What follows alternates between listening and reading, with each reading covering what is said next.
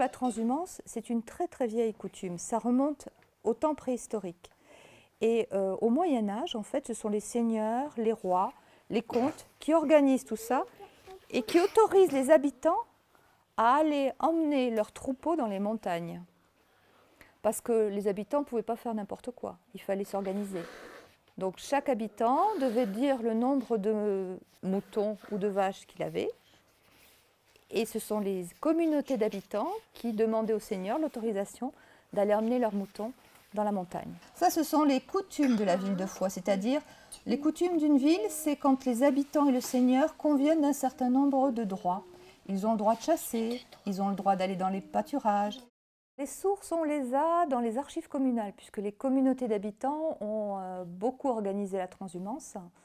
On les trouve également dans les archives plus récentes de la Fédération pastorale, qui a pour mission justement l'organisation des packages et la restauration du patrimoine, l'entretien du patrimoine lié à la transhumance. On les trouve dans les archives de l'administration, puisque forcément les transferts d'animaux sont soumis à des contrôles vétérinaires à partir du 19e siècle, sont soumis à des taxes, des impôts, donc ça on va trouver tas de sources sur cette partie-là. On va trouver dans les fonds privés, notamment les fonds familiaux, puisqu'on a des fonds de famille où il y avait des maîtres de forge. Et le problème en Ariège, c'est le partage entre la gestion de la montagne, entre les maîtres de forge qui utilisent du bois et les propriétaires d'animaux qui font de la transhumance. Donc il faut qu'il y ait un équilibre entre les deux. Donc il y a souvent des conflits entre les deux, sur l'usage notamment des forêts, qui sont très utiles aussi pour les troupeaux. Donc dans ces fonds familiaux, on va trouver beaucoup de procès, par exemple. Donc, et entre les communautés d'habitants elles-mêmes, on retrouve des procédants. Donc dans les archives judiciaires, on retrouve de l'information. En fait, sur la transhumance et sur la dépaissance, sur les packages, on a des informations dans énormément de fonds. Ils ont écrit là. Voilà. C'est le ticket de caisse. Et c'est un petit ticket de caisse, ouais. Et vous voyez là les coupures, ça à chaque fois c'est une peau de mouton. Et on les a cousues ensemble pour pouvoir faire un document entier. Qui font référence à des documents très anciens, puisque tout ça s'établit au Moyen-Âge, et que les communautés d'habitants ou les seigneurs se réfèrent toujours à des actes anciens pour dire qu'ils ont le droit d'aller amener les troupeaux sur telle partie de la montagne. Vous voyez ? Donc ça, ce que je vous ai montré, c'est du XIIIe siècle. On a la même chose au XIXe. Qu'est-ce que vous lisez? Package. Du package. C'est quoi le package? Le package, c'est le fait d'amener les troupeaux dans la prairie pour packager, pour manger l'herbe. Et donc ça, c'est toute l'organisation de la transhumance. Il y a des règles sur, par exemple, l'organisation des cabanes de pâtre, sur les dates pendant lesquelles on peut monter les animaux dans la montagne. La transhumance, c'est le fait de monter en été et de descendre en hiver. C'est les deux? Est-ce que vos moutons, si vous les laissez dans la montagne en hiver, qu'est-ce qui leur arrive?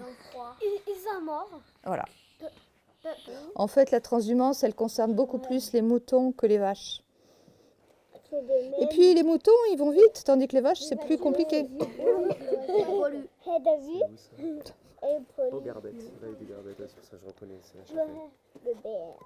Donc là, vous avez plein d'éditeurs de cartes postales qui ont photographié les transhumances. Souvent très belles photos d'ailleurs. Regardez, ils sont bizarres, hein, ces animaux qui se... Ouais, et là, qui se répandent. Et les bergers, comment ils font pour survivre, eux?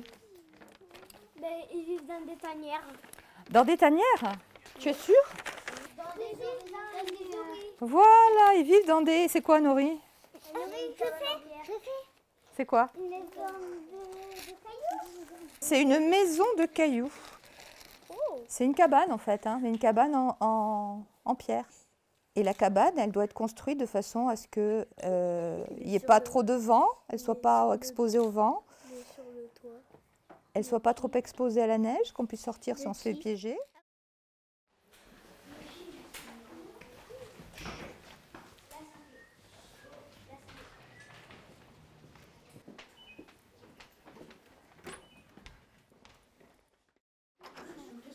Allez, vas-y, rentre.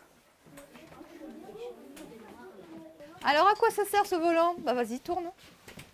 Qu'est-ce qui va se passer si tu tournes? Voilà. Il y a un espace. Ce sont des rayonnages mobiles. On fait bouger pour pouvoir trouver les documents. Tout ça, ce sont des rayonnages avec des étagères. Et sur les étagères, on range les boîtes, les liasses, les registres. Ce que vous avez vu là, c'est un document fondamental de l'histoire de France. C'est le journal officiel. Ce sont toutes les lois qui sont parues en France depuis la Révolution française. Alors, journal officiel, avant ça s'appelait le Moniteur.